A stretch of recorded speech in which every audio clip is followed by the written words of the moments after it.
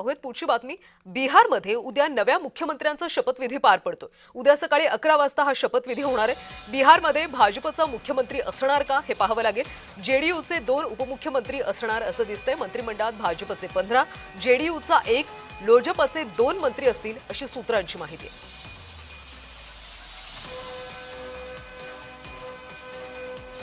आणि या सगळ्या संदर्भात अधिकची माहिती घेऊयात आमचे प्रतिनिधी हर्षल जाधव यांच्याकडून। हर्षल, उद्या बिहारमध्ये नव्या मुख्यमंत्र्यांचा शपथविधी होतोय। नेमका कोण आता शपथ घेतील? भाजपचा मुख्यमंत्री होईल का? काय अधिकची माहिती?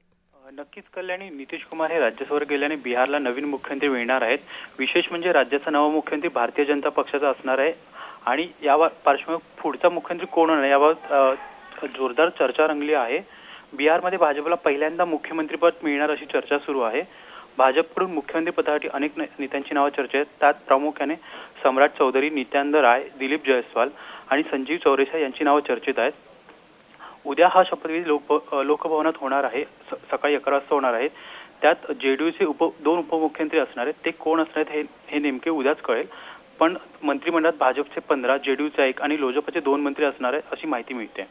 नक्कीच हर्षल, त्यामुळे मुख्यमंत्री पदाची माळ नेमकी कुणाच्या गळ्यात पडते हे पाहणं महत्त्वाचं आहे। धन्यवाद माहितीसाठी।